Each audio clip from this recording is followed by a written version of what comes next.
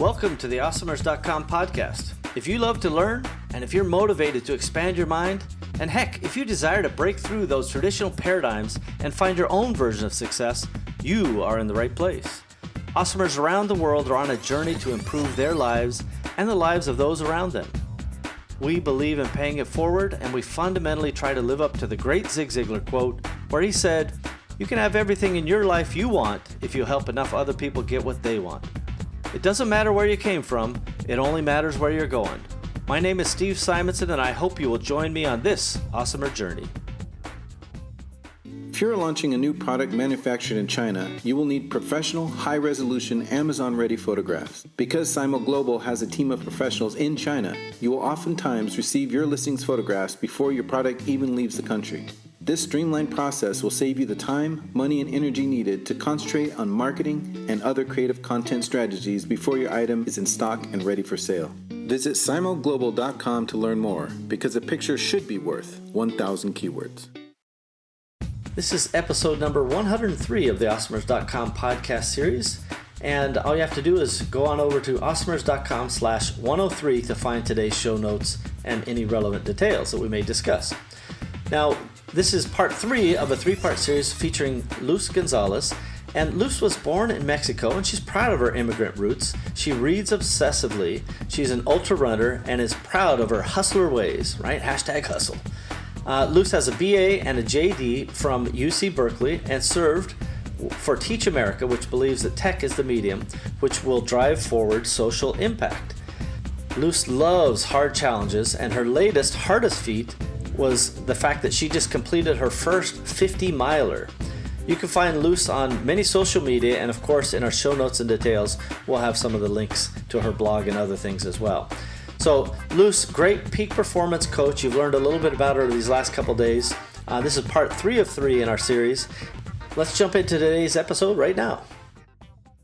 Okay, welcome back, Awesomers. We're back again. Steve Simonson, joined by Luz Gonzalez. And I had to make a lighting adjustment for those viewers who may be watching, because the sun in Las Vegas was starting to cook me alive. I'm a very fair-skinned and, a North European, like I can literally get a sunburn for 15 minutes in the sun through a window in a hotel room.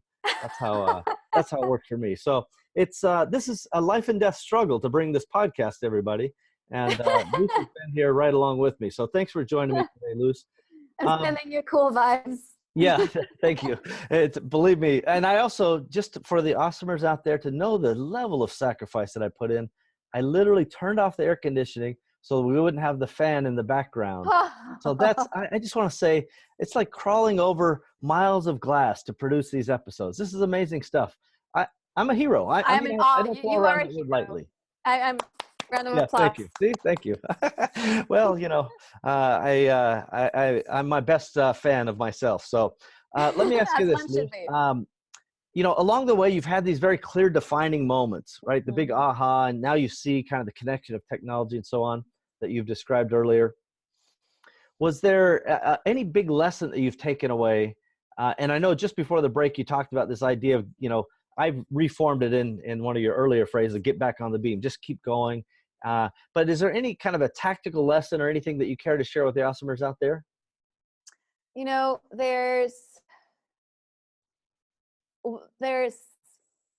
Steve Jobs says you don't know how the points will add up until, or how they connect to each other, how they line up until you're looking backwards.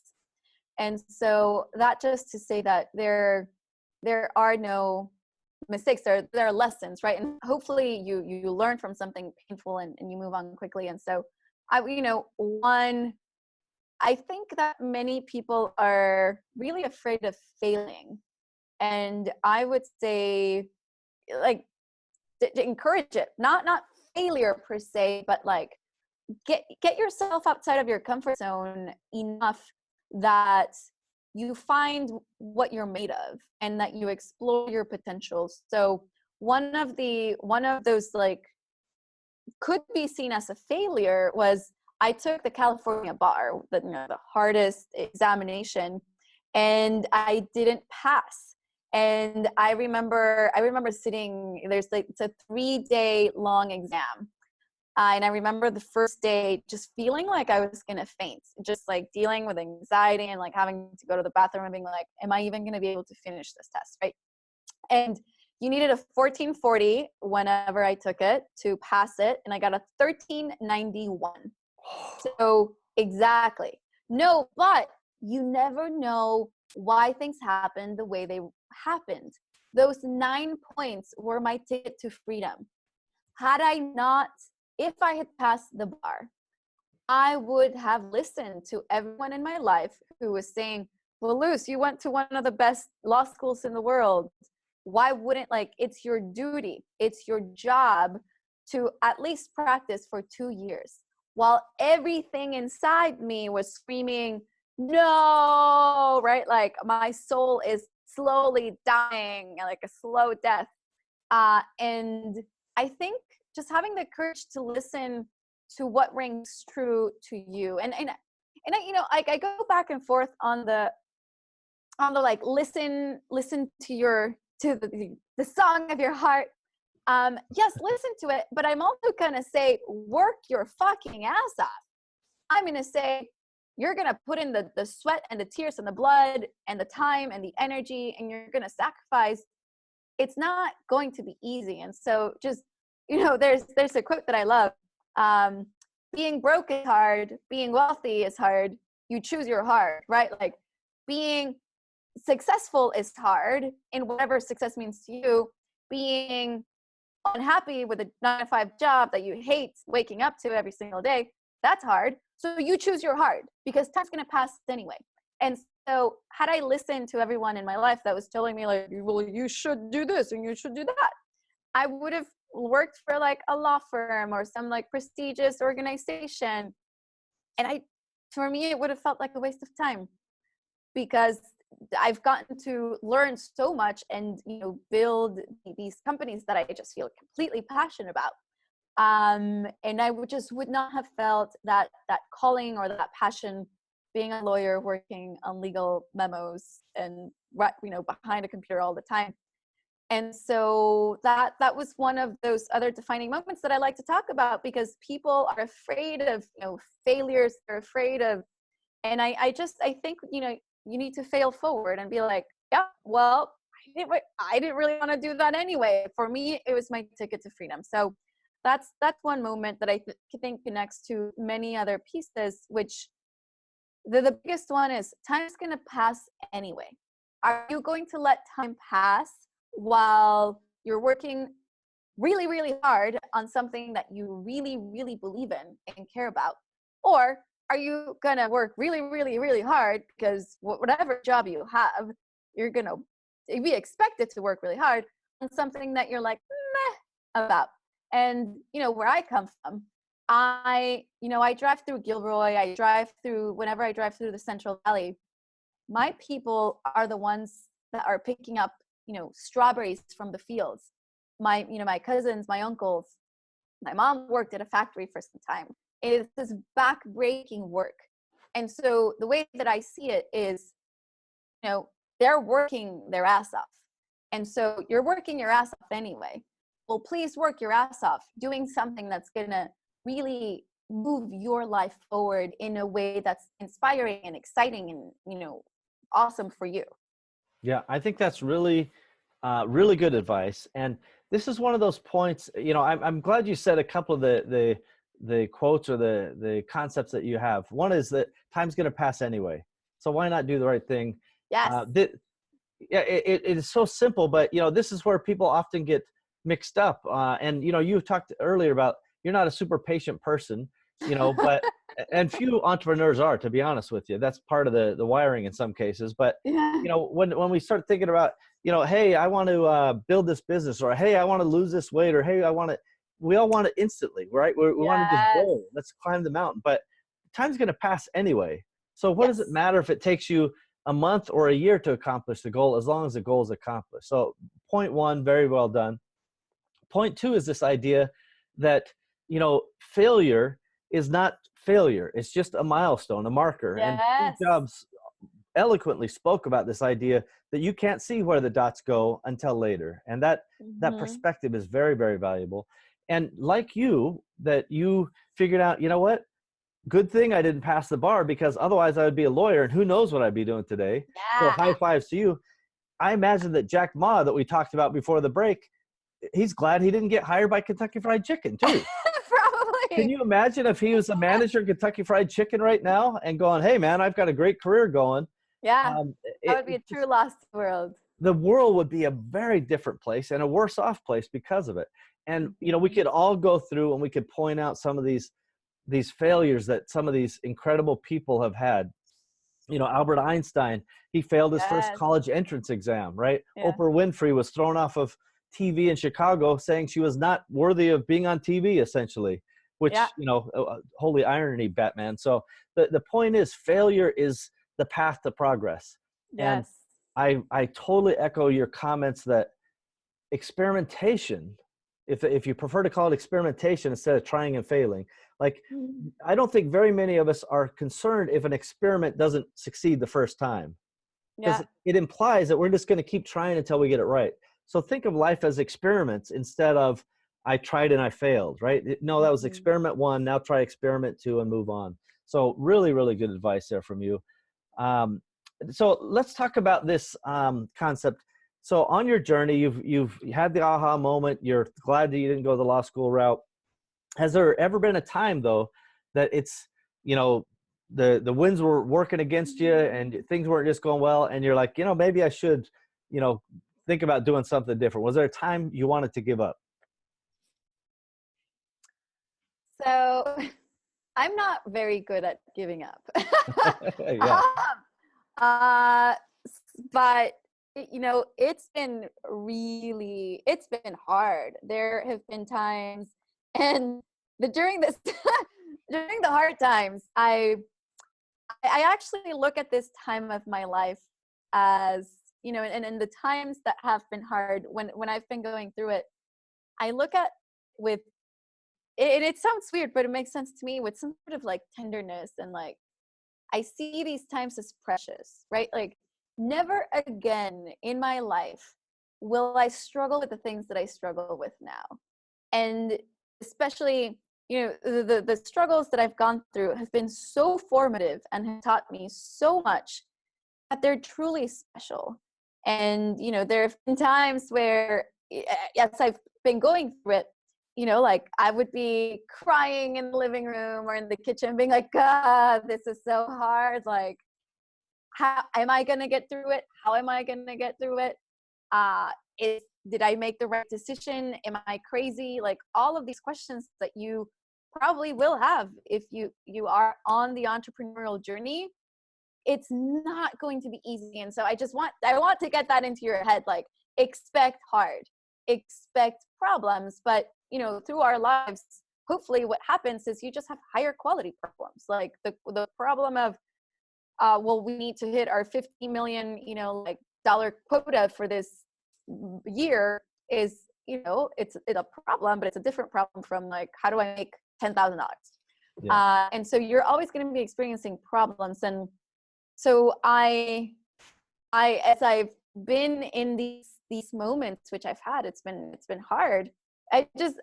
I'll write and I'll be like, this is gonna make the book so much more exciting. Oh, I like that. You're a true optimist for sure, right? You know how Yeah, to go, "Oh, okay, I'm in a, you know, a bunch of quicksand. There's crocodiles closing in, but man, what a great adventure this is." Yeah. exactly. You know, I recall once a meeting with some investors, and we were talking about our startup, and you know, the place where I was living had cockroaches in it, because like that's what could be afforded. And I'm doing this pitch, and a cockroach like exits like out of my computer onto the table, and I was mortified. I was just like, oh my God, how embarrassed. I don't know if they saw, but I saw it, and I was just like, you know, I was just stretching, you know. That's hilarious. Oh, wow. So you So these, actually were able to make the squash move and then hey, I'm just shaking it off here. Yeah, I like that. I think so. I don't know, like I think I did, but you know, these sorts of stories that at the moment they're mortifying, and having multiple of these stories. But, I think when I think what I go through, and part of what I've committed to is being very authentic with the journey, because I think often we see entrepreneurs and we see the rosy, beautiful, on the other side, made it, and we fail to see the struggle. We fail to see the ugly. We fail to see, the hard times. And I just want to, for other entrepreneurs to not feel so alone, to know that you're not crazy, you're not alone. Like, everyone goes through it. And I don't mind sharing, like the real, the raw, because I just think we need to have more vulnerability in this world. We need to be more real as to the good, the bad. Yes, I'm going to encourage people to that's my job as a peak performance coach, right? I'm going to push you to work harder than ever, to blast past your comfort zone. And I understand that it's not going to look pretty all the time. And I've been there. And so, to your question, there's definitely been times, and there's been crying, and I want people to know that it's feel your feelings, but don't stay there. And if there's a book that you could read when you're going through tough times, it's called "The Obstacle Is the Way" by Ryan Holiday. Phenomenal book. So your hardest times, they can shape you to be a stronger, more badass version of yourself, or they can defeat you. And at the end of the day, it's up to you. You decide. Is this, a formative moment where you learn how to get creative and resourceful, or was this the moment that you called it quits? So I haven't been close to calling it quits. It's hard for me to call things quits. But it's been hard, especially with the technology company, it's a very special company to us, where we're doing it because we have seen the pain and the anxiety that people, your everyday American. So close to 80%, 78% of full-time workers in the US say that they're living paycheck to paycheck. For me, that is a heartbreaking number. And, with the investors that we've spoken to, many of them are not part of that 78%. They don't understand why you would create a tool that, like why anyone should care. They care about the tool that you can sell to the banks and blah, blah. And yes, the banks, we've already spoken to the banks, but we're in it for the little guy. We're in it for the people.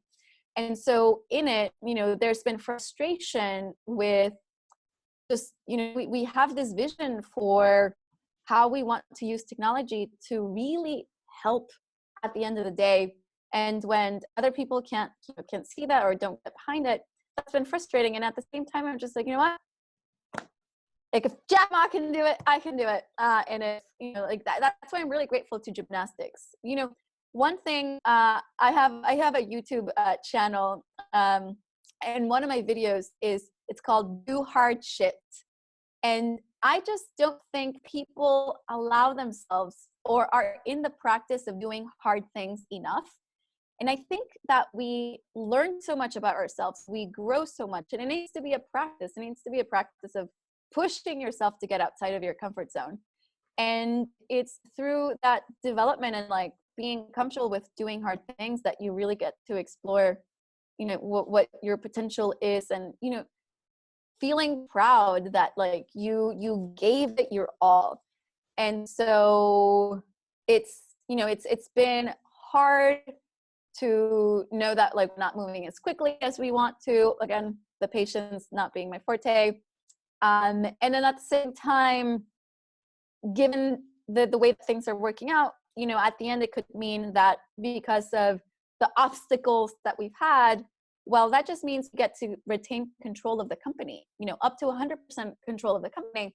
And that would be pretty amazing. Or, your average founder for a tech company, they end up only owning about 11%. And so through the sort of obstacles that we've had, then, if we are able to retain like either complete or, majority control over the company, that just means that, as long as this company exists, we will continue to do what's right by the customer, which not all investors, that's not how they see. They're about quick returns. And so those have been some of the, the frustrating parts. But then again, I am an eternal optimist. And with the optimism, it's not a, Pollyanna sort of everything is lovely. It's I'm going to work my ass off to make it happen, right? I'm going to do what it takes. Like, don't try me, don't stand in my way, because like I'm the wrong person to say no to. But because I'm going to work harder than anyone there. That really is the positivity side of the equation, right? So, being optimistic just on blind faith is one thing. Being able to say, I'll do whatever it takes to get to my goal is a whole nother thing, right? Exactly. And, that is a real critical difference between what I call awesomers and normies. Normies will say, hey, I'm excited about something. And then the moment they hit that first obstacle, it's like, well, I see a wall here. They don't think about digging or going around or climbing over. They're like, wall, I'm out. And they go back and they go, well, I thought it was a good idea, but, I had this problem and so I'm done. And, awesomers, we don't think like that. We're, whether you're entrepreneurial or a creator, you're just any awesomer anywhere, you just figure it out. And ultimately, we talked about this earlier, we're problem solvers. Mm-hmm. We have to be problem solvers. Without the problems, we hardly add value. Yeah. Right? We're here just to solve problems. So we got to get our big boy pants and big girl pants on for the day. I don't know if girls, maybe they have big girl, I don't know. I'll just leave it there. Skirts, pants, whatever it is. We got to get on the right uniform. Yeah. Mm-hmm. Absolutely. So let me ask you this. As we come to the close, is there any prediction you care to make for the next 5 years, whether it's technology related, entrepreneurial related, your business related, any 5-year prediction you want to put a stake in the ground and go, this is how it's going to be. This is how I see it, so that we can play this back for you in 5 years. And you go, so see how right I was? I'm amazing. So Convive will be up and running, and you will be able to use it, and it will be in the hands of hundreds of millions of people, and be doing really good work in the world. And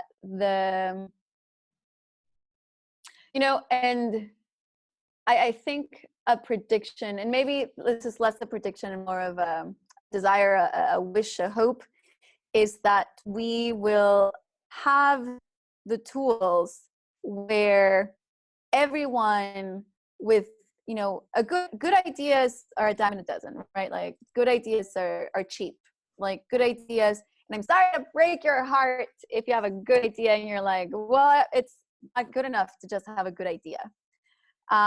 It is good enough to have a good idea and to commit yourself to doing what it takes to make it happen. And it doesn't mean it's going to happen, but what matters is that you do what it takes to make it happen. And so my hope, my desire for the next 5 years is that we will have created the sort of tools for anyone with a good idea that they want to solve through technology to be able to bring, to solve problems using technology, whether it be artificial intelligence or, you name it. I hope it gets easier for not just engineers to have access to the formative, just like the power of technology, but I hope that your everyday person will have access to tools to more readily and easily bring into existence solutions for problems that they see that are important. And I would hope that happens in the next 5 years, because I think that could be a real game changer in so many ways. Just empowering your average person who has a super like hard work ethics, going to do what it takes. Again, keeping going back to like hard work, but I hope it's easier, because I know how hard it's been for us. I'm not an engineer, and a lot of the obstacles that we've had has been just finding the right engineering team, blah blah blah, and learning a lot there. So it would be awesome if in 5 years we just make it easier for everyone with a really good idea and with the willingness to do what it takes to make that happen and make the world a better place that way. I like that. Well, listen, big problems require big vision to fix. And I like that concept and that outline. And I think, it's kind of that journey where the folks with the innovative ideas and the concepts, have to come forward, and the tools and solutions and engineering pieces of the puzzle have to come closer. And there will be a point of convergence where it will be easier and it will be faster to deploy these new ideas. So I definitely applaud that idea and hope that it comes true in 5 years or less, for that matter. So yeah. Luz, I want to thank you for taking the time today. It's been very impactful for me, and I know it has for the Awesomers out there listening. So thank you for joining us. Thank you so much for the invitation. Certainly a pleasure. Awesomers, wherever you are listening, at home, on the road, at work, maybe on a beach, I don't know. We'll be right back after this. Catalyst 88 was developed to help entrepreneurs achieve their short and long-term goals in e-commerce markets by utilizing the power of shared entrepreneurial wisdom. Entrepreneurship is nothing if not lessons to be learned. Learn from others. Learn from us. I guarantee that we will learn from you. Visit catalyst88.com because your success is our success. Giddy up. Okay, there you have it, everybody. Part 3 of 3 all done for you.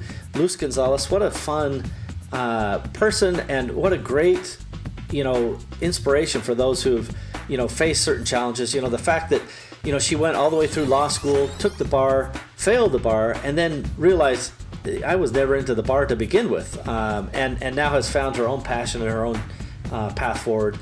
Really, really inspirational, and a story that I certainly appreciate.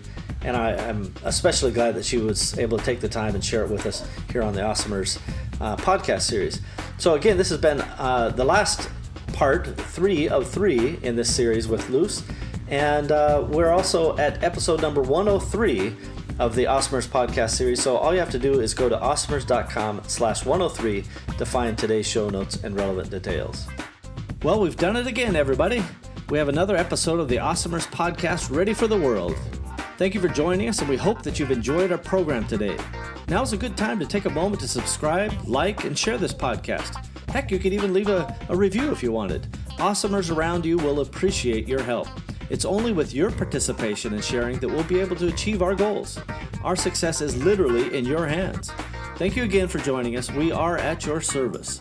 Find out more about me, Steve Simonson, our guests, team, and all the other Awesomers involved at awesomers.com. Thank you again. Awesomers.com